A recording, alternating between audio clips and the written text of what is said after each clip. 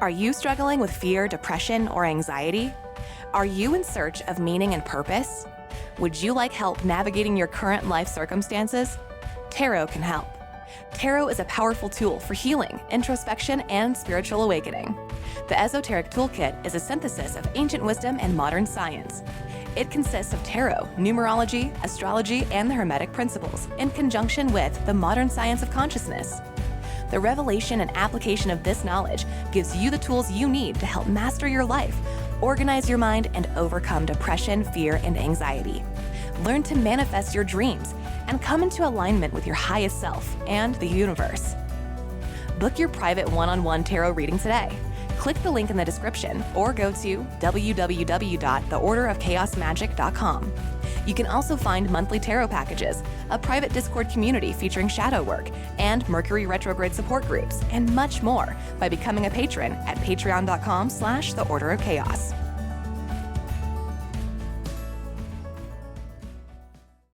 All right, welcome back to the Order of Chaos podcast. Today on the show, I'm sitting down with my good friend Lucas, also known as the Devil's Advocate, who you might know from Tik Tok or Instagram. And Lucas and I are going to be discussing Infernal Magick, the Necronomicon, the Goetia, all kinds of fun stuff. So stay tuned for that. If you want to see the unedited, uncensored version of this podcast and all future podcasts, go ahead and become a patron at patreon.com/theorderofchaos. This is going to be a really great show. Stay tuned.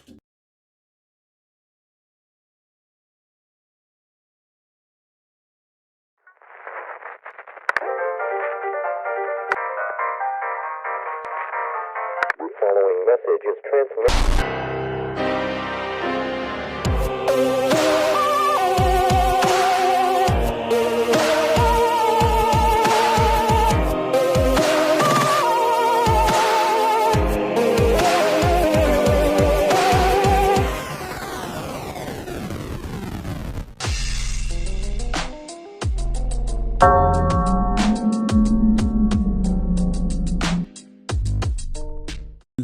All right, how's it going, man?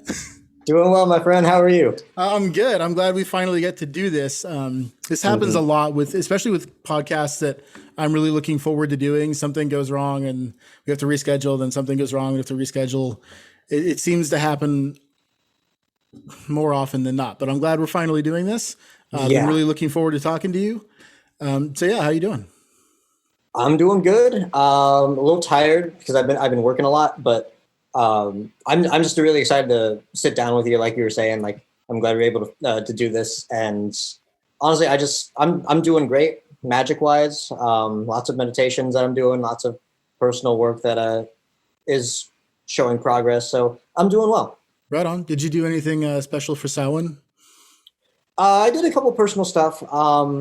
Some clippothic work with like Infernal Magick and what have you, and other than that, I kind of just party with friends, what have you. It was a fun time. Right on. Yeah, I did my first ever blood magic ritual last night. How'd it go? It went really well. I used the bloodletting kit made by my friend Lauren at Sui Generis Magica, which is fucking rad. And she sends you a kit with needles. Like it's got an Advil in there. It's got sanitary wipes. It's got Band-Aids. It's got everything you need for clean sanitary blood magic. And I really appreciate that. So that was really cool. Nice. I also spent several months designing this ritual, which ended up being, a very simple thing. Most of the magic that I do is very simple. But I had to figure out exactly the right way to do it. So I did that and it kind of just all came together on October 31st. And I always find it so interesting how that kind of thing happens. Yeah, I know. I completely get you because with my clippothic work, it's like, I've been doing it for quite a few months now. And just to see how things will line up like by itself, like with moon phases or if like specific like days like Samhain or other such things, it's like, it's those little things that just remind me how awesome magic is. Yeah, it is awesome. Mm-hmm. So for our listeners who might not be as deep into this stuff as we are, would you give a brief explanation of what clippothic means? Yes. So the cliff-off is a sort of path working. It's like, it's the dark tree if if you've heard of the tree of life in Hermeticism and Kabbalah. Yes. Yeah, the inversion of the Kabbalistic tree of life. Yeah, so it's known as the tree of death, also known as the tree of knowledge. And just as there's 10 spheres, including Da'af, on the tree of life, there are also 10 spheres down below as well. In doing clippothic work and infernal work, so your area of expertise in the realm of magic is with what we could call demonic energies. I would say that's what I know the most about within my journey so far. I'm always looking to branch out. I kind of am in a branching out position in my journey right now, but I think the constant that's going to be there for a while, if not for the majority of my life, is probably going to be infernal. And it's a wild ride. It's crazy, but it's rewarding, and that's the fun part. It is. I agree. And, I've always kind of almost evaded the term left-hand path practitioner. Recently, I've just embraced it because it's really what I am. Every entity that I work with has been called a demon by one religion or another, even though I don't think of them as being evil in any way. And I want to clarify also to the listeners, when I say demon, I do not mean evil. Mm-hmm. Because when I think of like evil is such a relative term. Everybody who disagrees with somebody else thinks that the other person is fucking evil. It's ridiculous, right? There is no, in my opinion, no like clear moral boundaries between this is good and this is evil. When I think of demonic energy, I'm always thinking of passionate energy, mm-hmm. of energy that is chaotic, that is not necessarily calming, but invigorating energy. The things and these things can be scary, especially if you're not a practitioner, and you get involved with these sort of entities for whatever reason. Mm-hmm. But I certainly don't think of them as being evil. In fact, most of my close friends are of the Luciferian faith. I have some friends in the Satanic Church. These are all wonderful people that do good things in the world. So again, I just want to reiterate that we're not sitting here talking about being evil or any such thing, right? It's tough because, that word demon just holds so much baggage over the centuries that it's been used. And, like with anything else within the occult, one thing always stems back from something else. And as I'm sure demon comes from the word daemon from mm-hmm. Greek, which is, I believe a spirit, a guiding spirit. The in between the divine and humanity, and that was demonized, just like a lot of the Goetic spirits, a lot of the gods that you're saying you work with, gods and deities, have been demonized.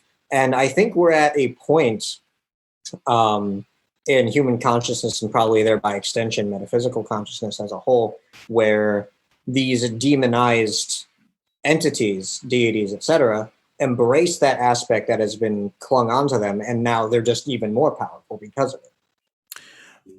That's a really good point, man. Actually, I've struggled with that a little bit myself in my practice, just because of there is so much Christian and Abrahamic subconscious programming happening to people who have never even gone to church. I have Abrahamic programming in them that they're totally unaware of, right? So it's everywhere. It's everywhere. It's hard to. It's been a struggle for me to separate that a little bit in my mind, but I've done it. But like you're saying, if you embrace it, if you and these entities, when they embrace it, they do just become more powerful. Like you can embrace it. Like for me, the inverted pentagram is a symbol that I really love and embrace, even though most of the world thinks it means evil and blah, blah, Right. Anytime I even put my eyes on that symbol, I can feel its power. I feel better. I feel centered. It really does something for me. I'm in the same boat. I whenever I see an inverted pentagram, I almost, to put it in the words, I almost kind of feel like it's like a home feeling, Yeah. And so I understand. Yeah, absolutely. And I think that symbols like that have probably called to people, at least for me, I remember seeing it when I was 14, 15 years old and just fixating on it. Like, what is that? What is that? I have to learn what this is because it invokes a certain feeling in me. And in fact, that brings me to something I wanted to talk to you about, which is a really interesting story because I was watching your TikTok and you had one where you explained, now correct me if I'm wrong, but I think you were saying you were a teenager and you walked into a bookstore kind of just like intuitively thinking, I'm going to go look for a book about magic. And so here on the shelf, you've got two books. You've got the Simon Necronomicon and the Satanic Bible. And I thought to myself, whoa, that's exactly how I got into the occult. I mean, it was really the exact same thing, but you picked the Necronomicon and I picked the Satanic Bible. And I just thought that was so interesting because that's, I mean, something that happened, at least for me, it was over 20 years ago and sent me on this path. And, you know, I'm very familiar with the Simon Necronomicon now, but I think had I picked up that book at that time, I would have gotten lost. The Satanic Bible is the book that really spoke to me and still does speak to me. But so I'm so excited to get your perspective as someone who started with the Necronomicon, because it's a pretty complicated book. So you know, tell me about that aspect of your journey. Of course. And I will say you're very close with the story. Super close. I did go into the bookstore looking for the Satanic Bible. Because I was 19 at the time. I was in film school, and I was taking this class about you know, the symbolism in film, and like we were watching The Matrix and other stuff, and it's like, you know, this like whole consciousness thing. And my brother was telling me that the Satanic Bible was a very philosophical book, or at least more philosophy than it was religion. I didn't know the first thing about religion at that time, so I went into the bookstore, saw the Satanic Bible, and like you said, the Necronomicon was right next to it, and it was a book on magic. And I'm like, what? Magic? Because I always knew magic as playing cards. I always knew magic as performance. Is this your card type stuff? So I was like, is this a prop? And so I picked it up, and yeah, just the whole magical journey just started right there, and it was nuts. And to answer your question of my journey with that, I was never a book reader before that book. Like I preferred movies. I preferred visual media, visual ways of learning. I've always been a hands-on type of person. But that, I think it's like around 300 pages. I tore through that in maybe a day or two.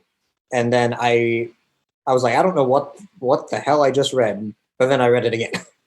And then that just started a rabbit hole of, well, okay, what does this mean? What does that mean? And then, you know, internet searches, Reddit, all the other places that I could possibly find anything on magic or the occult. I was just so interested. I was like, I need to understand what the heck this book is trying to say. And then that led me to all sorts of things. My brother got me the Satanic Bible for Christmas that year, which I was a Levian Satanist for maybe about a month and a half. And then I was like, this is cool, but I need a little bit more if I'm going to be a Satanist. And then that's what led me to demonic magic. That's very interesting. And that's actually similar for me. That I don't consider, so I consider myself a Levian Satanist in my heart, but I branch out to so many other practices, and I'm not an atheist. I'm not an atheist. And personally, I think that LeVay was not as much of an atheist as maybe he thought he was. You know what I mean? It's because it's, oh yeah. I mean, the book is about magic, and also his explanation of magic is so succinct and so like bare bones, but accurate. You know, I mean, satanic magic is powerful because it's stripped down to its very core and said, here's what works. Oh yeah. Which I love. But to say magic works is a little, you know, it's not fully secular or fully atheist. It's magic, man. It is, you know, it just is. Yeah. But no, I understand. Like sometimes even today, if I ever need something like super simple, super off the cuff, it's like, I just know what I need to do. If it aligns with one of the 3 spells in the Satanic Bible or in any of the supplements with the satanic rituals, I'll pull those books out every now and then and do that spell. And sometimes it really does work. Yeah, I've definitely found, especially in times in my life of like desperation, like I desperately need $10,000 right now, which has happened to me a number of times. I've never in my life Here's a funny admission. I've been practicing magic for 20 years, and not once ever in my life have I done somebody else's ritual to a T. Never once. I have always modified it in some way to make it my own, because I intuitively just knew that that's how you connect to magic, is by making it your own. It's not, to me, again, not trying to offend anybody out there. If you're a ceremonial magician and you want to do everything exactly just right, then that's how you do it, and that's fine. I'm not knocking it. It's just, for me, I need to add my own personal touches into it.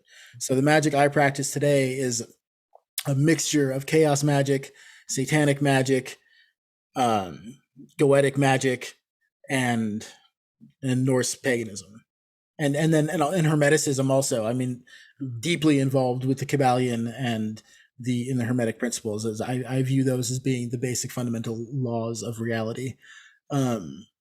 Absolutely. Like, I'm right there with you. I have never done something 100% as well. I've always like added something or like changed a little thing. I usually keep the words the same, like most of the time. But when it comes to like tools or what have you, I either work with what I have, or if there's something that really just doesn't vibe with me, I just change it. I like to look at it like a cookbook. Like if you're allergic to something in a dish, you're not just going to make the dish and kill over. You're going to replace the ingredient so that way you can still enjoy it. Yeah, that's a good way about thinking about it. That's excellent. Because magic spells are very much like recipes. You can modify it and still get a great result. You can get a better result. Yeah, it's just a matter. Yeah, it's just a matter of having that knowledge of, okay, like when I change it, does that change make sense? Not only just for me, but for the language of the spell, and why am I making that change? And as long as an individual can answer those questions when they're changing a ritual, then go for it. You know. And it doesn't even have to be a conscious thing. Sometimes we just subconsciously be like, yeah, I know this makes sense. Sometimes you just have to change it. Yeah. So one of the things that I found interesting about your journey compared to mine is that after 20 years, I've come to develop this really special and an important relationship to Enki, who is one of the primary deities talked about in the Necronomicon. And yet, for some reason, that book doesn't speak to me specifically. I have read it cover to cover, but like you were saying, like I need to go back and read it again. And I've gone back and started to read it again a couple times, and it just doesn't grip me. And I've always just kind of wondered why, because it is a good book. It's a really interesting book. It just doesn't, it's the same thing with fucking Game of Thrones. Okay. I know everybody loves this show. I know it's a good show. Everybody says so, but I fall asleep during the second episode every single time I try to watch it. That's me with Lord of the Rings. I cannot get through the second movie. I know it's good. I've seen the first half. I've seen the first movie. I've seen bits of the third. I know it's a good trilogy. Very well made, very well acted. I just can't get through it, and I want to. That's the thing. Yeah, that's exactly how I feel about the Necronomicon. So I'm really interested to hear, about your work with it and how it's affected you, because I just can't get there with it. Sure, and it's such a strange little book. It really is, because it's like, as you know, since you've read it, it's just very, you have to do this, and you have to do this, and you have to do this. But at that same time, even though that's true, just the aura of the entire book is just so optional, if that makes sense. And what I'm getting at is, I will say, starting out, there was this YouTuber I was watching who knows a lot about the Necronomicon. I believe they're called Magicology. Shout out to them. I don't know them personally, but I always recommend their channel for people wanting to learn about the Necronomicon more. Cool.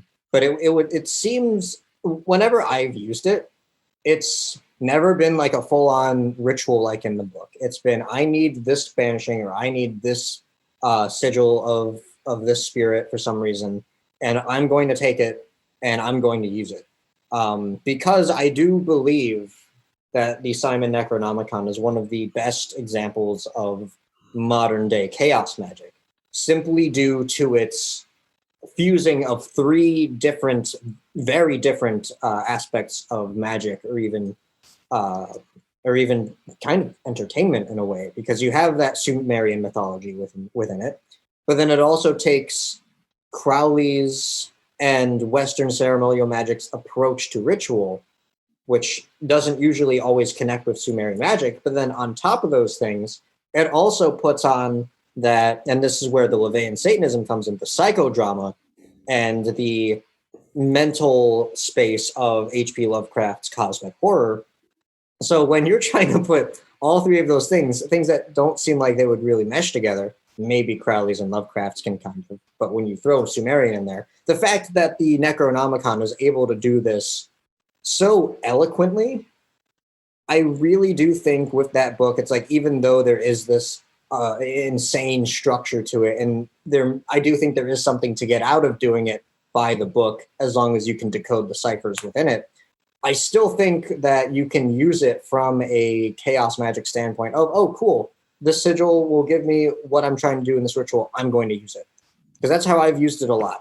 The names of Marduk and the Maklu text, which is all the banishings and such things. That's what I've had the absolute most success with. I remember even like within the first couple months of when I had the book, I was in my dorm rooms, which were pretty haunted. Like the whole complex was pretty haunted.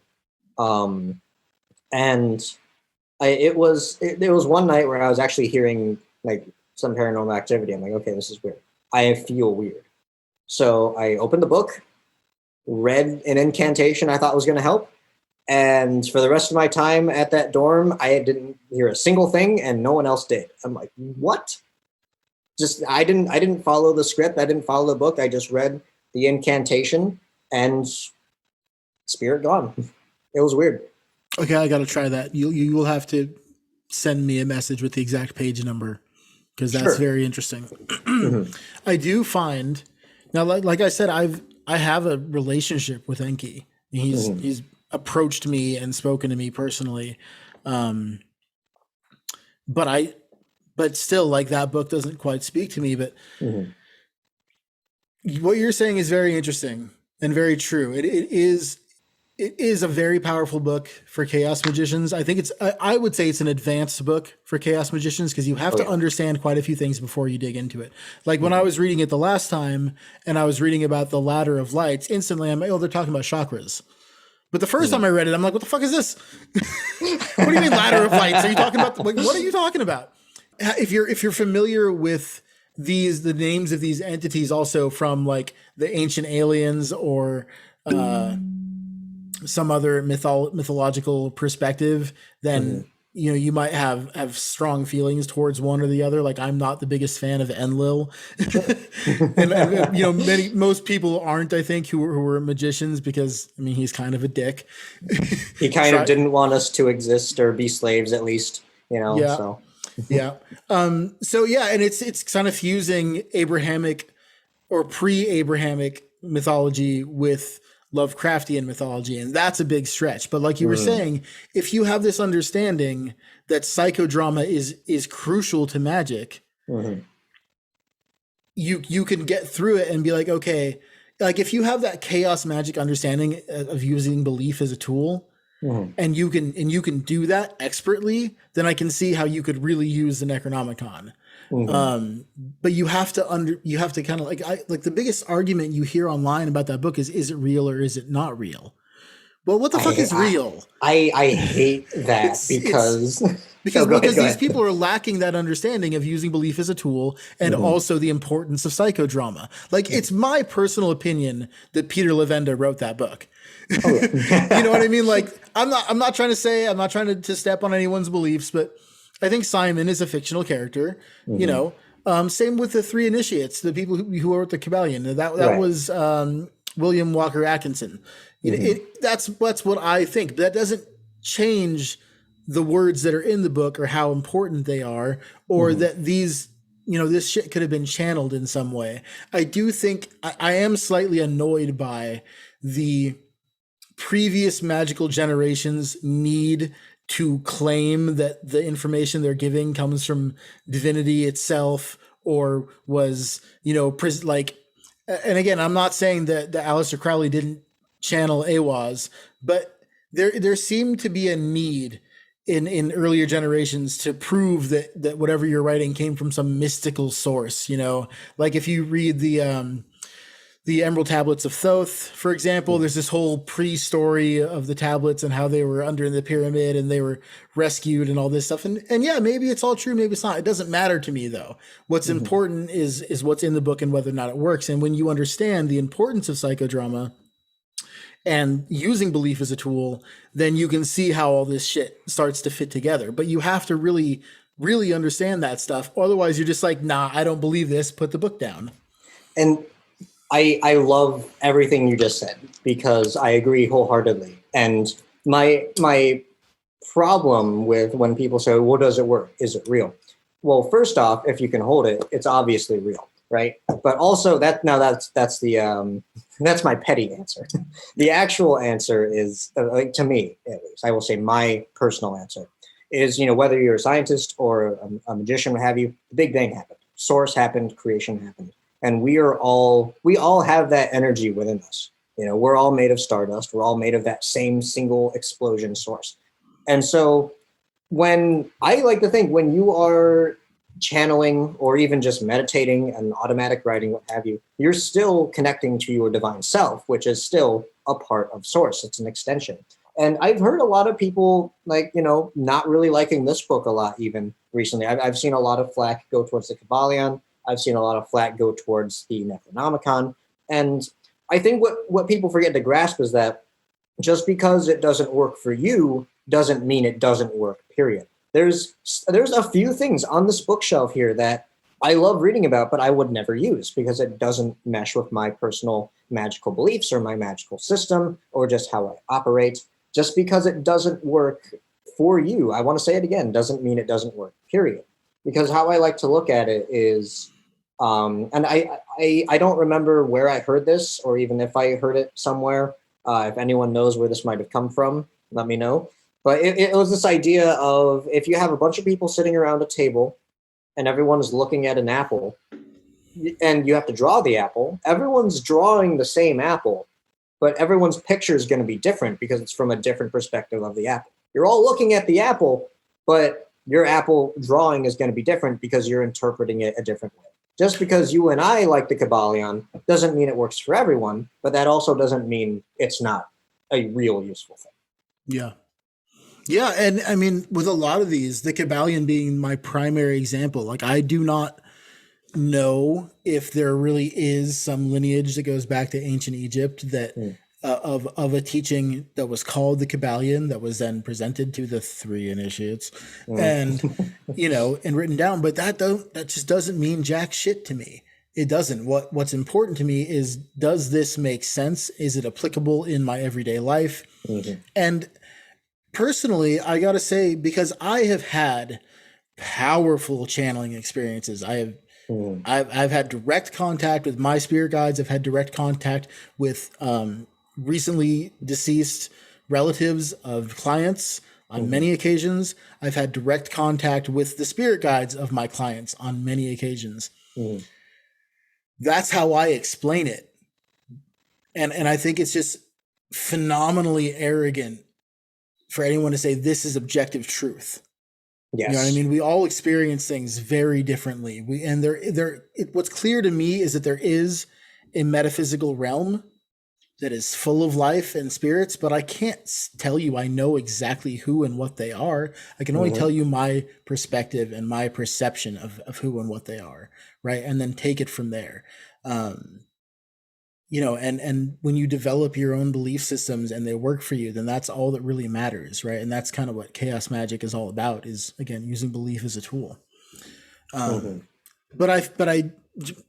Anyways, my point, I'm ranting, but my point is, I feel like with the older generation would have experiences like that, personal experiences of channeling. And then rather than say this was a personal channeling experience, I mean, Aleister Crowley, shout out to him, because he did say this came directly to me and here it is. But with a lot of other books, they'll say like, oh no, it came from some mystical source that's much bigger and more important than I am personally, just to give it that gravitas. Yeah, exactly. And again, psychodrama. Yeah, cool. It works. But I have more respect for LaVey and for Crowley, who said, no, this came from me. Yeah. I came up with this. Just like I come up with my own rituals, they're heavily based on research that I've done into other types of rituals, but I mix and match shit and I create my own thing out of it. And that's why it works well for me. Yeah. And I think I saw a quote by Crowley. I'm going to be paraphrasing here, but I'm glad you brought it up. Like, oh, hey, being Crowley, he said, "This is from me," and LaVey, "This is from me." Not only does that take a bunch of respect to just do, and much respect to them, but it was something of like, again, heavy paraphrasing. But Crowley said something like, some guy just doing what he feels he has to do within the ritual circle is going to be far more powerful than him trying to the T, do every little perfect thing in the ritual by the book, because he's following his will and what he wants to do. And that's what's powerful. That's what's important about magic. It's not like, all the grimoires we see, it's just a compendium of, okay, here's what worked for them. And now what can we learn from that? What can we take and what can we leave away in the pages to advance magic? Because if we do the same thing over and over for centuries, well, if you do the same thing over and over, that's the definition of insanity. But it's not only is magic a science, it's also an art. And how can we advance the art? And it's usually never by being stagnant within the ritual. But again, like I do find a lot of it to be really, really interesting and really cool. Like when I do Goetic magic, which is new to me, by the way, and I've talked about this so many times. It's been a long journey for me working up to working with the Goetic spirits, and I think that that's how it should be. This is just a word of warning to anybody out there. Do not fuck with the Goetia until you are ready. Yes. Because it will fuck with you back. Especially if you think you're just going to be commanding these literal demons. I'll never forget this, and I've mentioned this a couple times, but if you go back and watch the very first episode of this podcast with Travis McHenry, who's the creator of the Occult Tarot deck, when I set the interview with him, my fire alarm went off.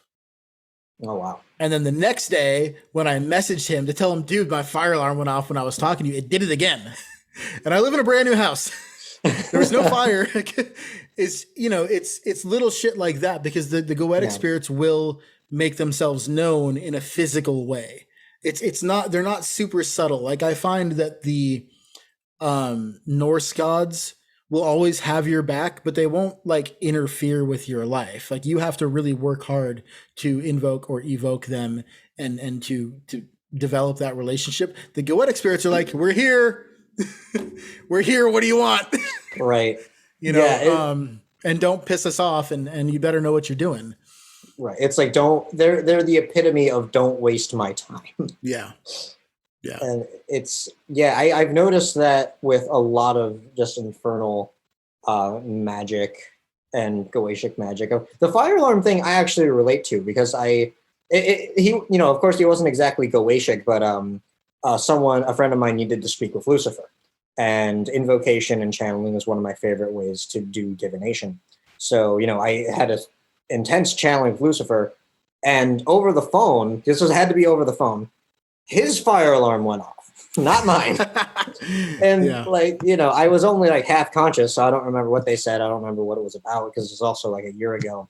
But the fact that we both have had experiences with Infernal Magick about fire alarms going off, when these are spirits of passion and fire, even just the subtle symbolism there, I just love that. Yeah, no, and I love that too, because they will like mess with you. Like they're not, there's nothing, personally, I've only once, twice, no, 3 times, 4 times. Okay. I've only 5 times have I encountered a malevolent spirit that scared me. Once I lived in a haunted house, had to get the fuck out of there because it caused real damage to me and my former partner. I had like 3 panic attacks in that house, like full on. I had to go to the hospital, panic attacks out of nowhere. Like the psychic energy in that house, you could cut it with a knife and it was terrifying.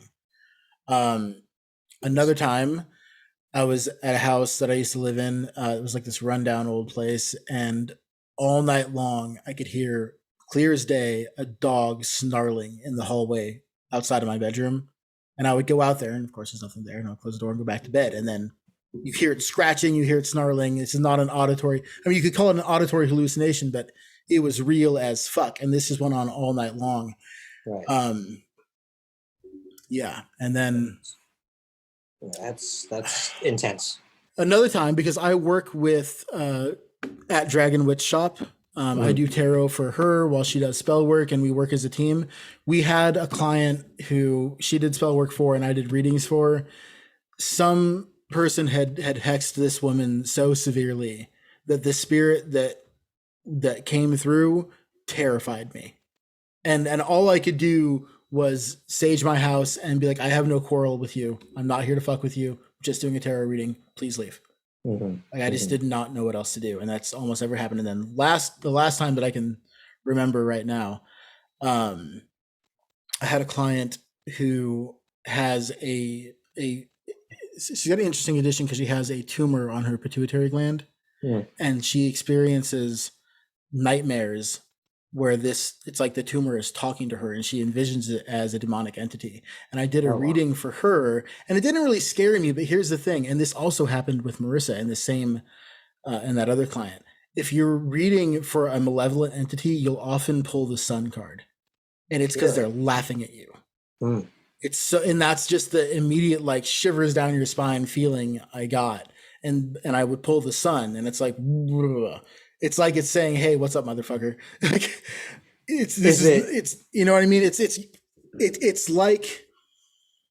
like it's taking control of the reading, and it's just laughing at you. And it won't just be the sun; it'll be like the sun and the Three of Cups, you know, and all these happy cards when you know that that's not what's happening. That's not the vibe you're getting, but those are the cards that are coming out. Right. And are they upright or are they inverted? Upright. I see. Okay. Wow. So I have like a very mild case of OCD, so I do not do inverted cards. I'm meticulous about my decks. But I do pull inverted cards because, as you know, as a tarot reader, sometimes those cards just defy the laws of physics, just like fuck you, physics. So I'll be very meticulous about my cards being right side up, and then still pull inversions every once in a while. And when that does happen, I know, okay, this is really important that I read this inverted. Right. But yeah, generally I do not do inverted readings. I use a system more akin to Crowley's system of what did he call it? Dignities. Like looking at the story the cards are telling and then determining whether it's in a positive or negative aspect. Yeah. That just seems to work better for me. Also, I mean, there's already the whole suit of swords. I mean, you know what I mean? Like if you're gonna pull something negative, it's gonna come out as one of the swords cards or one of the major arcana cards that has a negative connotation. Like the Tower or Death, even though those are personally two of my favorite cards, I don't view them as being negative at all. I view the Tower as being the fall of established patterns, which is probably good for you because your patterns probably suck. No offense to everybody out there, but my patterns suck. I eat way too much spaghetti. Like, you know, the fall of established patterns is probably a good thing. And then death, well, what happens after death? Rebirth. Yeah. Which is something that's usually really positive for people. Absolutely. But I do think that you kind of need to be a bit of an experienced tarot reader to pull those meanings out of those cards. Because if you're new at this, they are kind of scary. Yeah, even intermediate is tough tarot wise. Yeah. And that's all. That is the difference between malevolent spirits and tricksters like the Goetic. Tricksters within their hijinks are trying to teach you something. Malevolent spirits, they're fucking with you to drain your energy or mess you up. That's the thing about the Goetic. They can be malevolent if you don't honor your end of the deal, or if you waste their time, or if you blatantly disrespect them. Yeah, they'll be malevolent until you apologize or make it right, or until you lead yourself to your own demise. You don't deserve it anymore. Exactly, but but they're not inherently malevolent. Yeah. They have the tendency to be malevolent. It's my opinion that most truly malevolent spirits are thought forms born of the hatred of an individual person. Like I definitely did not feel from that spirit that I was talking about with the work I was doing at Dragon Witch Shop. I could tell that entity was a thought form created by the person who hexed this woman. Yeah, she had such raging hatred in her that she was able to create this entity and send it out to do her bidding. The Goetic spirits maybe they started as thought forms like everything did, but we're talking about thousands of years ago, and they are permanent fixtures in the collective unconscious. They're not.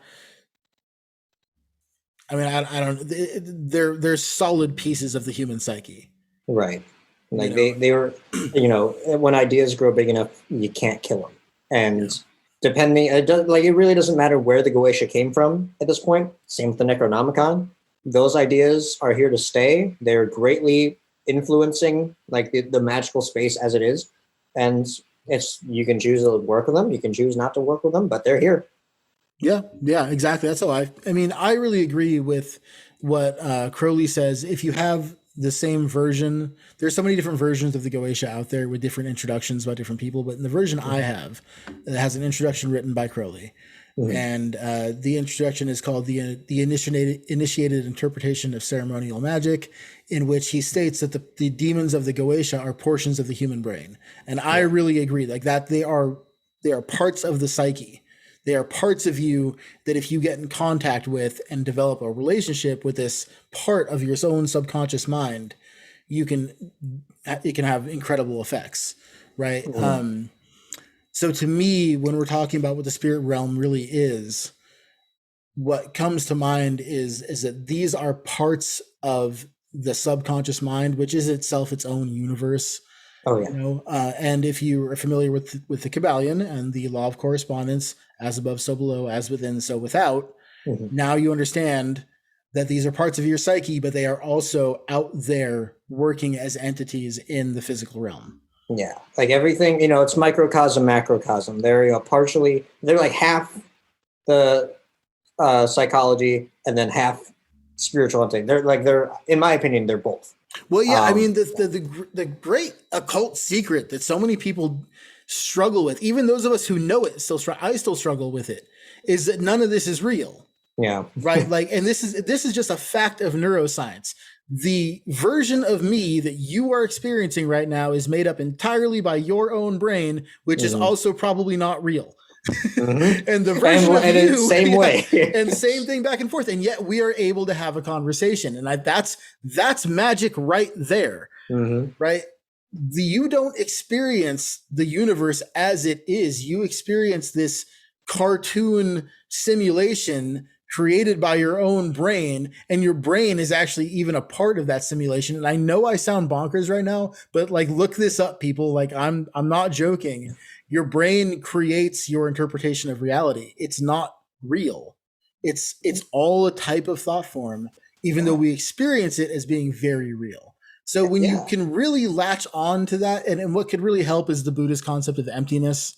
If you're having a hard time understanding this, you might want to look into Buddhism. But when you can wrap your head around that and say, okay, everything that I experience is outer reality is actually created by my own brain, then it's like you can start to take control of that. Take control of hack the system, hack reality, take control of the hallucination. That's what we're really doing with magic, in my opinion. I mean, some people might say that's silly, that's stupid, and then explain magic in a completely different way. And those two things can be completely compatible. And that's the kind of the great thing about magic, is that whatever belief about it you hold that really works for you, that's the one you should use. Right. And that goes back to the ritual thing. It's all you, literally. It's all you. And that's why perspective and, being able to harness your inner demons and control your emotions and think clearly and critically, even whether it's in the ritual circle or whether you're doing your day job or what have you, is important, because it's all affecting your perspective and your literal reality. Like when it was Crowley, right, that said, like, every act is technically a magical act. And even though I'm up in the air on how much I agree with this statement, I do agree that there is truth to it, and that in everything we do, whether you're in the ritual circle or what have you, like, being able to control yourself within that aspect of life is important. And a lot of people make that connection with the Necronomicon, with the elder gods and the ancient ones, the elder gods being the divine entities that help us, and the ancient ones being these abominations that are here to destroy us. Because a big secret about that book is that the ancient ones are, like the Goetia, our chaotic emotions.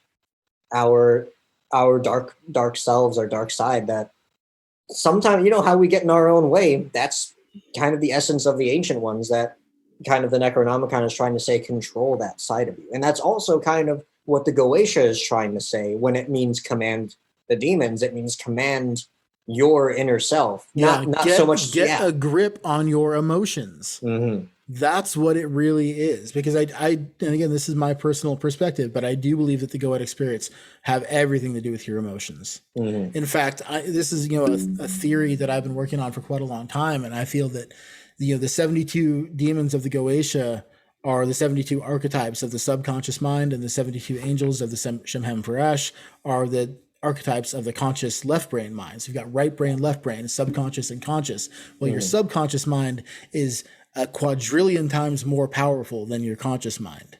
And that's why you don't fuck with the Goetia until you have a grip on that side of yourself, because you're letting loose this emotional energy. And if you've, you know, ever dated at all ever, then you know that your emotions can make you do, say, and act like a fucking moron. If you've ever been a teenager, then you know that you don't necessarily have a grip on that side of yourself, and you need to develop that if you want to practice magic effectively.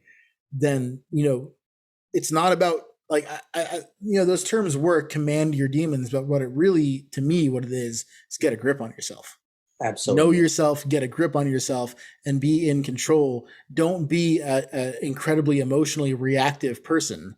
You know, that doesn't really, it doesn't help you. It doesn't help you. It doesn't help anybody. I mean, I know it's fun, but and like after realizing all that, that's actually when something clicked in my mind. Because I'll tell you what, and I don't recommend this to most people. I actually started with demonic and Goetic and other such things. Like I you know, after I got the Satanic Bible, I was looking into, you know, like I said, more demonic magic. Like, okay, where can I find this? And that's when I found draconian demon magic, which is some of the most, like, craziest things that you can find. I was like, okay, let's do it, not knowing what I was getting myself into. But only in retrospect did I realize I had to do Infernal first, because my emotions were absolutely out of whack. And it was almost kind of like the universe saying, okay, emergency situation, you need to figure this out ASAP. And sometimes that happens. And sometimes, you know, people will find themselves having to do Infernal Magick first, which is not very traditional. It's not very safe, period. But there are cases where, you know, sometimes you'll have to, like, where your emotions just have to be on the range, have to be just reeled in so much that, like, you have to just jump in. Yeah, I agree. I have never done a single angelic ritual of any kind. I have always gravitated towards, and will probably always gravitate towards demonic energies, because that's what calls to me. And also because I think that naturally I am such a very left-brained logical person already that I don't need to invoke those energies. Like, I don't need help restraining my emotions. Certainly did when I was younger, but through magic, I always gained that control I never had to cast a circle. I never have cast a circle. I do my own version of the LBRP, but I do it with the inverted pentagram. It's very simplified. And I basically do it as a way of saying, get the fuck out of my space. Yeah. You know what I mean? Whatever it is and it's usually a thought. It's usually like an intrusive thought that I'm having that I will banish. I've only, like I said, had to banish an entity a couple times ever in my practice. Normally, I'm very inviting of paranormal activity. It's entertaining, man. And that's what I've noticed, is that if you are inviting of it, and if you have confidence in yourself as a magician, you don't get a whole lot of tricksters, or, like, you know, malevolent tricksters or parasitic spirits, or really any negative paranormal experiences, because those entities can see the power that magicians and witches, like, have over their space, so they don't want to mess with it. Yeah. Oh, that reminds me. The 5th time that I encountered a malevolent spirit, you have a Ouija board on your shelf back there. Yes, I do. Fuck those things. Yes, I agree. I agree. It's for show. The last time I touched one, I was semi-possessed by Zozo. And I couldn't believe it because I didn't think that thing was real. I thought that was just an internet rumor, and then boom, here it is. And I was doing this with my friend. I let my friend talk me into fucking doing Ouija, right? And immediately it goes to ZO, and I felt this thing enter me, and it wanted me to verbally attack my friend, who I love and respect, and she's a wonderful person. This thing wanted me to verbally just like slaughter her. And so I got up and fucking ran out the house, went outside, did the banishing ritual, saged the house, opened all the windows, salted all the windows, and it was like I absolutely could not believe that just happened to me. I was in total disbelief because it happened so fast. Yeah, no, Ouija boards, however it said, it's not the best idea. Like, of course, it's a tool just like anything else, but again, with that baggage, like the word demon that is attached to it, that has some specifics to it. I've only used that Ouija board once. It was on a live stream when I only had about 1,000 followers on TikTok or so. And what happened is that, my dumb ass, I was like, okay, cool, Ouija board, let's do it. I broke like at least 6 rules that you weren't supposed to do with a Ouija board. I did it alone, technically, with just me, but I was on a live stream, so people were watching. And apparently this energy was like not only in my space, but like bleeding into the live stream too. So people were like, I'm experiencing stuff. So I was like, okay, we're going to close this. We're going to cleanse, and I'm going to put that away. And now it stays up there. It stays right there. Yeah. I wouldn't, if anybody even passingly tells me they own one, I'm like, burn it, fucking burn that thing. Let me tell you why. I don't know anybody that's had a good experience with it. And my personal belief about that is that, things don't appear in the world out of nowhere. Humans have to create them, but often they are created through the use of a human being from the spirit realm to manifest something into reality. I feel this way about tarot, and I feel this way about Ouija boards, that these are manifestations. Yes, they were created by humans, but I think that it was a spirit working through the human to create these tools so that we could have this connection to the other side. And I think with tarot, you have a clear connection to your higher self, to your ancestors, to the spirit realm, to your spirit guides, to God, to whoever it is you want to connect to. But that motherfucking Ouija board is a spirit right to some dark shit that wants to fuck with you. Right. And I'm not talking about the Goetic experience. Like, I'm talking about malevolent, fuck you up spirits. Just tricksters, parasitic pieces of shit. Parasitic. Yeah. That stuff. Yeah, no, I would agree. I only know about maybe 1 or 2 individuals who have mastered the ability to use the Ouija board for constructive work. Props to them for figuring that out. I'm not going to do that, but props to them. It could just be that their personal aura matches the vibration of the Ouija board. In a way that it connects to them. Just like I said, I'm not knocking traditional ceremonial magic if that's what works for you. It just doesn't work for me. That's all I'm saying, right? If Ouija boards work for you, great. They just don't fucking work for me. Those two things, it's like you were saying earlier, it's like a food you're allergic to. I'm allergic to angelic magic, to ceremonial magic, and to Ouija boards. And it's good to know what you're quote unquote allergic to. And how do you learn if you're allergic to it? You eat it and see what happens. Yeah. Which is like, it's scary, but it's how you learn. Yeah. Personally, I'm of the opinion that the Abrahamic faiths are just full of hate and I mean, the church is responsible for, it's a homophobic, racist, fucking genocidal ideology. And personally, it's my opinion. And there's a guy who talks about this on TikTok, Hyper Humanity, who's way better at talking about it than I am. So check him out. Shout out to that guy. But the God of the Abrahamic God, in my opinion, is actually the Abrahamic devil. Because I would agree with that. Everything that they say about the devil, the God of the Old Testament, it's like, I'm all about that. I'm gonna murder people. You're gonna sacrifice your kids to me. I'm gonna, flood the world and kill you all.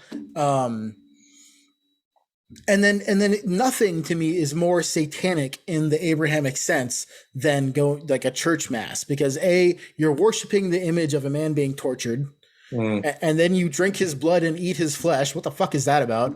It's creepy. It's creepy to me. It's like I have heard this idea that like that the God in the Bible is either like the demiurge or the devil. But one thing I stumbled on while like reading it and doing research was like also he's lost in his own book. And I think it was like I made a funny video about this and people were like, what are you talking about? I think it was 2 Kings chapter 3, where it was Israel through God's will was supposed to just destroy I think it's the Moabites, I forgot how to say their name, but their god was Chemosh. And basically, Yahweh was like, you're going to take all of these cities, you're going to destroy all of them, and it's going to be, it's going to be my wills, this is going to happen.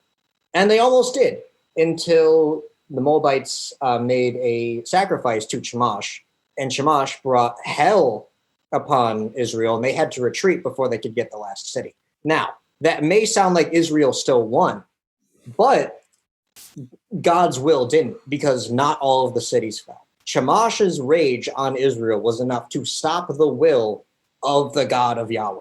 And that kind of puts a wrench into the idea of like what are the three? The omnipotence, the do you know the other two? Because I remember the three that make it, yes, you are source. Yeah. And that loss of will kind of conflicts with the idea of it being the god. Yeah, absolutely. And if you're familiar with the Sumerian mythology or any pre-Abrahamic mythology, and you have the ability to read the stories, and if you have the time to do the research, it becomes very clear that that Yahweh, the Abrahamic God, is a derivative of Enlil, who could also be known as Zeus or Jupiter or Thor.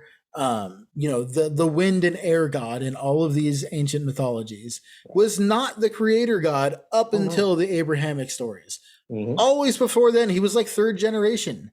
Yeah. And in the original Sumerian story, the original flood story of Atrahasis, Enlil sends the flood to wipe out humanity because we're making too much noise and he can't sleep.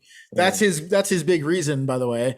And then it's Enki who later gets transformed into Lucifer and then Satan, it's actually Enki who sends instructions to Atrahasis on how to build the ark. It's the entity that was demonized into Lucifer is humanity's savior. And again, look at the story of the Garden of Eden. What did Lucifer do that was so terrible? He said, here, eat this fruit, you'll gain knowledge.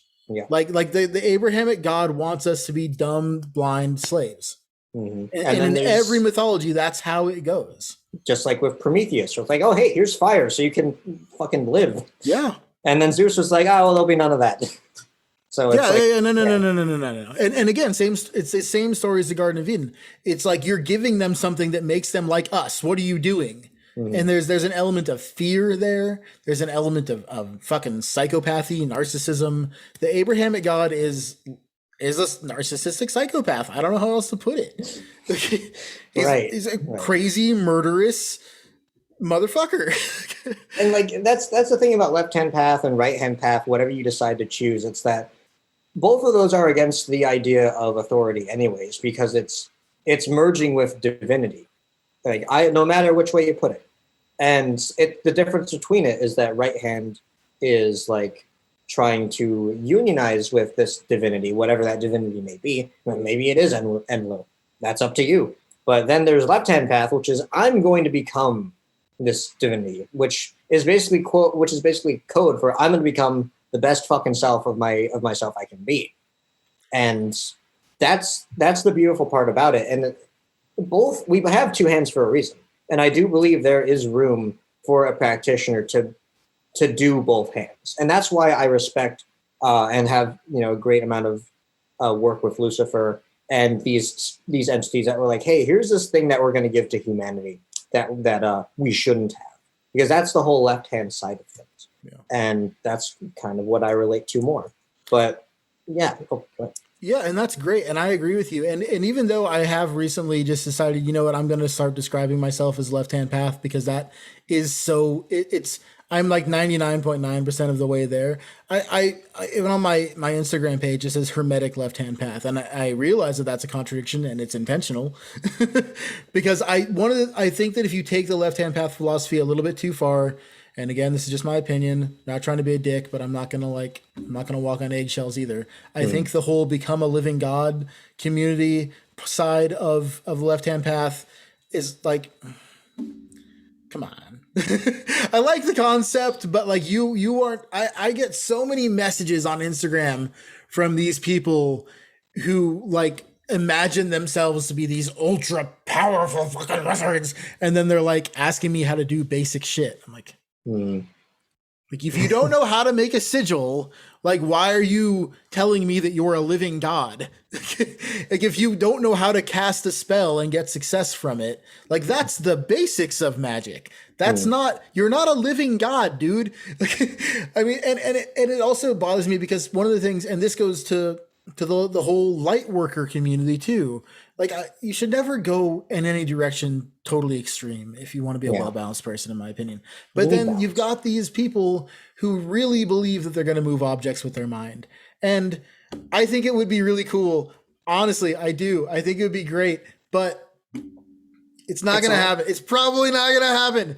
Like and we if said, your whole goal with spirituality is to make a cup move across the table, like, what a fucking waste of time. Jesus Christ. There's so many things you could do with magic that are more important to the development as a human being than making a cup move across the table. Yes, because like you said, like we were saying earlier, it's all symbolism. It's all symbolism and code. And two, if you really want to learn to move a cup across the table, I can assure you as a stage magician, there are many tools out there that will allow you to do that effect and you will feel awesome doing it. So go do stage magic if that's what you want to do. It's fun. I just, I have a lot of spiritual pet peeves, and one of my biggest ones is these third eye awakening cults, that are like, come give us all your money and we'll fucking teach you how to levitate. You could have bought a jetpack with that much money. What are you fucking doing? Go buy a plane ticket. Boom. Yeah, you can fly. You can go to your local park and sit on the swing. Like, what is it you're trying to do here? Because to me, magic is about developing yourself into being someone that you are really like, being comfortable in your own skin and having some agency in your life. I used magic to get the job that I have. I use magic to get money when I desperately needed it and I was broke and I was just like, I need some good to just come my way. And that worked out. I use magic to, banish things like I was saying, intrusive thoughts or negativity from my life. And these have real effects on me and make me a happier, better, more stable person. If I want to move a cup, I'll pick it up and move it. I don't see how that's. It's a magical act either way. There's just so many things you can do with this information. Astrology has like transformed me in a way that is, I can't even begin to say. Having that understanding of your chart, instead of wondering, why am I like this? Why is this happening? You'd be like, oh, that's why. Yeah, that's why. That's why. It's right there. It's in my chart. It's all just, I've got at least like 6 different apps on my phone. It's like, oh, hey, here's your chart. Here's your horoscope for the day. And lines up a lot. It lines up a lot. I'm not a big fan of a lot of the apps, but I will say that the app called The Pattern is scary accurate. Yes. Pattern is my favorite. Yeah. And it's because I think, so me personally, I prefer the 7 classical planets and whole sign houses. I believe that to be the most accurate astrological system, but to each their own. I think that I even think that certain people could have like within your own programming be programmed with different astrological systems. Like that's why some people are like, no, the sidereal astrology is correct. And other people are like, that's sidereal is nonsense. What are you talking about? Like, And that's how I feel. I'm not saying it's nonsense, but I don't resonate with sidereal astrology at all. And I think that certain people might just have different inner programming, right? But I do view astrology as being as close to objective truth as we're really going to get in terms of like decoding the nature of reality in the universe. I do think it's pretty much written in the stars, and that you can divine a tremendous amount about life and about events and about yourself, and even about, like, if you follow Marin Altman, for example, fucking cryptocurrency, you can use astrology to get in on that. Like there's the universe definitely works as a system, in my opinion, and that system can be most easily divined through astrology. Absolutely, because the stars are a language. Yeah, it's all a language. And go ahead. I was gonna say it's like the way that I like to describe it to people who are non-believers. Like, I'm a construction worker. Like, you know, I end up talking to people who are like, "What?" You know, it's gravity. Like, do you accept that the moon creates the tides and the seasons through its gravitational effect on Earth? Okay, cool. If you accept that, then, well, what about Mars? Mars is pulling on the moon, and so on and so forth, into every single body, black hole, and star in the universe is gravitationally linked to every other one. And as they move, the system changes. Magic is a science, and it was a science until late Renaissance, Industrial Revolution area. That's when science and magic split as an idea. So, like, that's the thing. Like, ancient civilizations, it was always science and magic went hand in hand. They were like very tight knit. So when, like, just the other day, there was something where it was like, you know, there was an astrology conversation happening at the table, and someone was like, "Oh, you know, astrology, it's stupid. It's religious." Well, I'm like, there's stuff here that is backed up by science, from a certain point of view. Yeah, it's so that's a pet peeve of mine, at least. But I find that most people who are against astrology, you never find someone who's like, yeah, I don't know, maybe. It's always like, yes or absolutely not. And the people who are like, absolutely not, do not want to believe that they are not fully in control. And that's what it comes down to. They're offended by the idea that anything is predestined, that they're not in total control of what's going on. And yet here comes Mercury retrograde and everybody's having a bad time. Right. You know? And it's like, if they're that concerned about control, might I introduce you to Luciferianism? Yeah. So. For real, you know, but it's usually those people who are like hardcore atheists that are offended by ideas like astrology. But at the same time, like, even if you think it's stupid, if you do your chart, like, and you honestly put in the effort to try and understand your chart, you will learn things about yourself that are so relieving to you, you know, because and this is just what it did for me, but I stopped wondering about, like, oh, why am I like this? Which is a question that I think plagues a lot of people. It does. It really does. Because none of us are perfect. I got problems, man. And I used to always wonder, like, oh, I just wish I were different. I wish I were this. I wish I were that. Blah, blah, blah, blah, blah. But then you look at your chart and it's like, no, this is how I'm built. And you can see this is why it's good and this is why it's challenging. And here's what you can do to resolve those challenges. You can follow your north node. For example, if you're following your north node, you're gonna come up against a lot of challenges, but you're supposed to. If you live in your south node and you live in your comfort zone, sure, you can sit on the couch and fucking watch TV all goddamn day long and fucking eat Cheetos and whatever, but are you growing? Are you doing anything with your life? No, you're just sitting there on the goddamn couch in your south node, not doing shit. You know what I mean? I don't think a single advancement of anything has really happened in a place of comfort. It's always it's always, hey, there's something discomforting, there's a challenge, I got to overcome it, or we have to overcome it, what have you. Like, discomfort is the backbone to change and growth. That's just how it is. Absolutely. And another question that really plagues people is, why am I here? What am I supposed to do with my life? Well, look at your fucking astrology chart. It's in there. You know, you look at your north node, it's the house and the sign, and that will tell you what direction you're supposed to go in, like where you're supposed to be headed in your life. Not specifically exactly you're supposed to do exactly this job, but like, what's important to you? What did your soul come here to learn this time around? It's in your astrology. And if you follow it, you will become a happier person. Guaranteed. Absolutely. You will become a more fulfilled person because you're following your path instead of just wandering around. And that's why I get concerned with a lot of the occult and witch communities that I see online.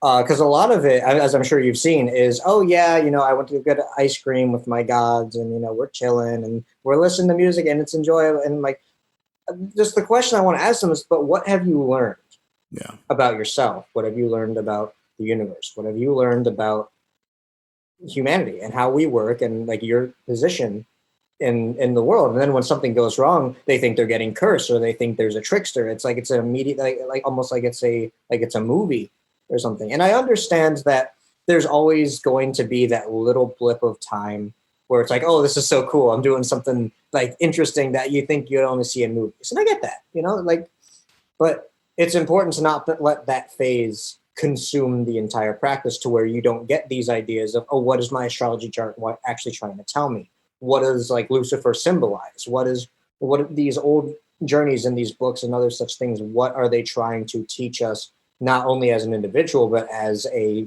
civilization, as a species, as a whole, microcosm, macrocosm again. And so when I see these realities of, oh yeah, I'm just hanging with my gods, and then, oh no, a trickster spirit's coming up, I'm getting cursed. It's like, but are you learning anything? And I don't want to sit here and be like, oh, how you're practicing is wrong. That's not what I'm getting. I will never, I try to never say to anyone that how they're practicing is wrong, because it's their practice. But it's that very important thing of, what have you learned? That is the golden question, I think. What have you learned? What have you learned, and where are you going, and what are you doing with this information that you've recently discovered? And I do find, everyone's at a different level of consciousness and on a different path. I actually have one client who, even in her astrology chart, like it's very clear that she's here to have a good time. Yeah. And that's pretty much it. Like her whole chart is like party time. like this is, it's like this life for her is a vacation. And that's fine. You know what I mean? Yeah. But I do find, like, my experience with interacting with the spirit realm, and I've seen this happen with a lot of other people, is at first it's like, wow, like I'm surrounded by these spirits and they're fucking holding your hand, and like you feel so connected, and then they're holding your hand and they walk you right off a cliff and drop you. And they're like, now fly. Now fly. Exactly. And that's what they want. At first, it is just like you discover this incredible thing, and it's a very welcoming energy when you first come into contact with your spirit guides. But shortly after that, they're going to be like, okay, now we have shit for you to do. And for a lot of people that won't register, they'll think they did something wrong, or they'll think that, they're again being cursed or something. And that's where the concern comes in. It's like, it's not, the occult and witchcraft and magic is not sunshine, rainbows, lollipops, and a happily ever after. It's growth, pain through growth through pain, and learning yourself. And it's often not the prettiest thing, but it's beautiful because of that reason. Yeah.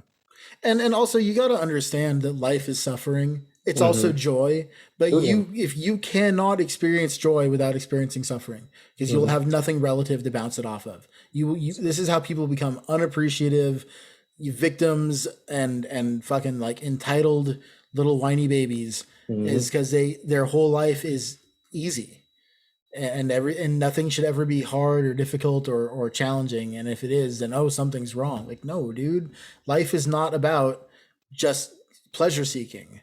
Right. That is a very empty path that's going to lead you to misery, in my opinion. Yeah.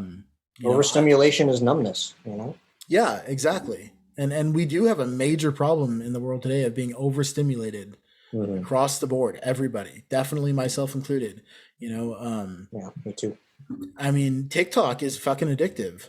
Yeah. Oh my God. Yeah. So much so that, like, I really have to sometimes be like, how long have I been looking at my phone, and like put it the fuck down and be like, wow, where did my hour go? And that's crazy. It's crazy how that can happen. Like, the amount of times TikTok has delayed my sleep. Like, okay, I'm done with my evening rituals. Time to go to bed. let's check TikTok. I'm wait an hour and a half on my sleep schedule. No, Yeah. it's no, it's addicting. It's very addicting. It is. Yeah. Same thing with Instagram, Facebook, all that. I mean, I really work hard to balance my social media presence. It's difficult because as a creator, you really need to put out content. But it also for me, it's like sometimes I just got to step away from this. I'm lucky in that, you know, I love what I do. I love this podcast. I love doing this podcast, and I love doing readings, but I'm only available for readings between 7 and 10 p.m. Monday through Friday because I have a day job and I have a child. You know, and I don't just have a day job. I have a like 5:30 a.m. blue collar day job. And I get home and I am fucking tired. The first time we intended to do this podcast, I had to cancel because I got hit in the face with a 2x4. I'm glad you're okay, by the way. No, I'm fine. It happens all the time.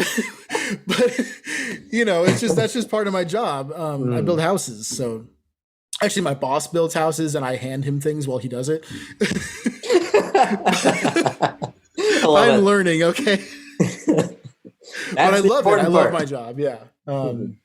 You know, and I love working with my hands. I'm in a new career now, but I've always chosen a career path where I'm doing something with my hands. It's so important to me. And that's another thing that I love about magic is something you have to do. It's not something you can just think about all the time and get results. You have to fucking do it.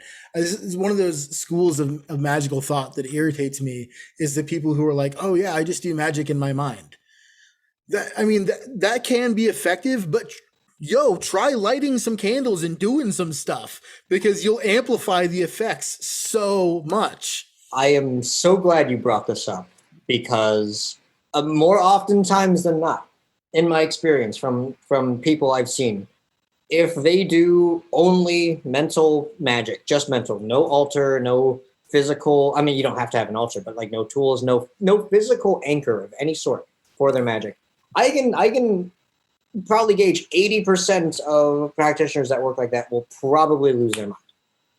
Oh yeah. Because I lose your mind and get like half-ass results. Because like I can think of like maybe 3 people off the top of my head that did only mental magic, and like I know 2 of them certainly for sure like went crazy. Yeah. And I like legitimately, or you're like not okay, you need to see someone crazy. Yeah.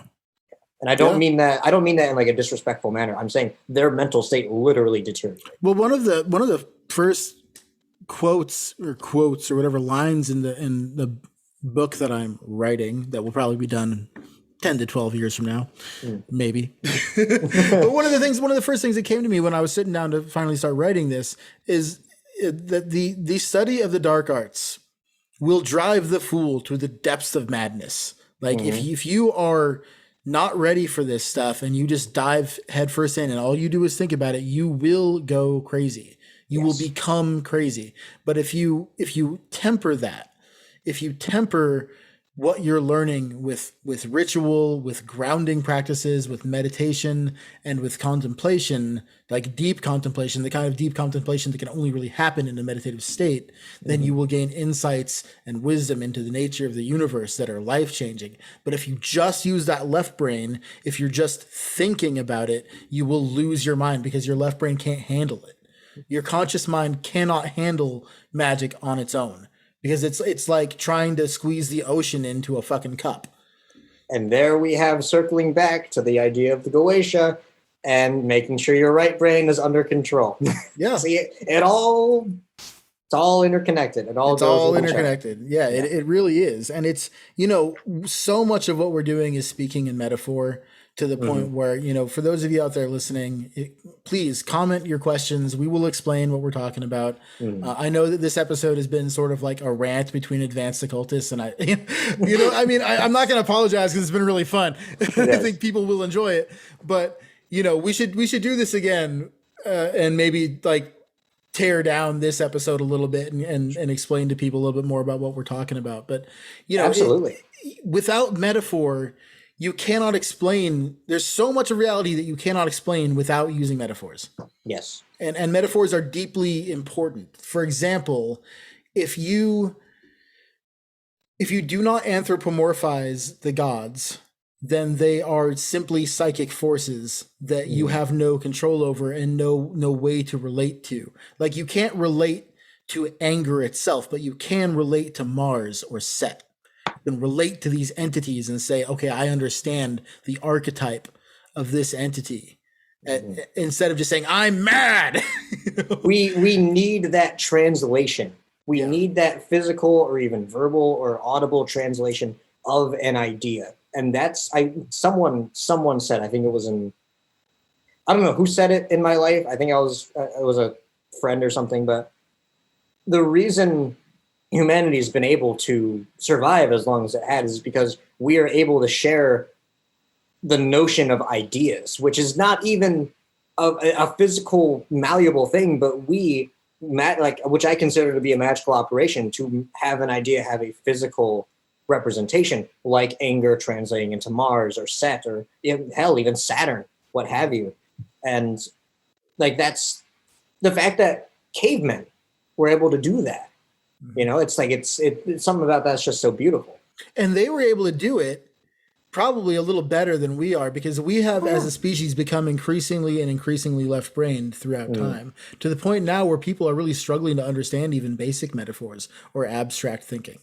Everything needs to be straightforward, totally logical, or people just don't fucking get it. And that's crazy, because that is the dumbing down of the human race. Well, at the same time, it can create advances in science without that right-brained, creative, metaphoric understanding of things. It's just dry and empty, and we will do dumb shit like create AI that's going to kill us all.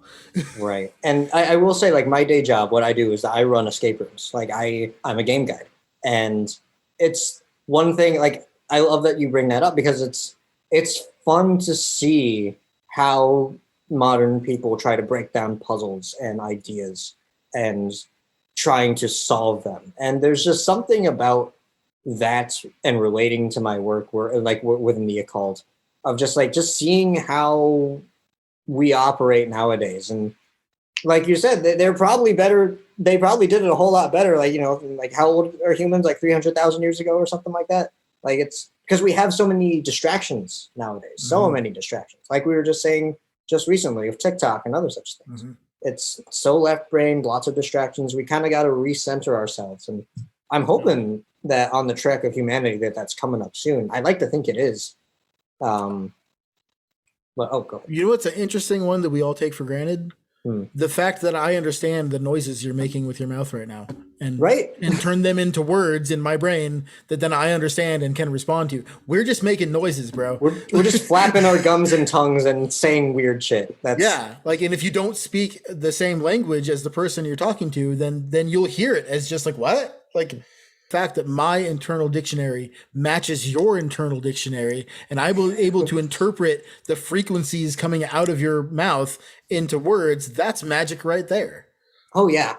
And like and you could even drive it even further when you take this quote that I don't remember who, William S. Burroughs, who said language is a virus from outer space. And then when you consider the idea that the stars are also a language, it's like, were we supposed to have this? Is that virus of language what was given to us by the adversary, by the rebel, whether that be Enki, Lucifer, Prometheus, however we want to look at it? Is language the thing that they're talking about?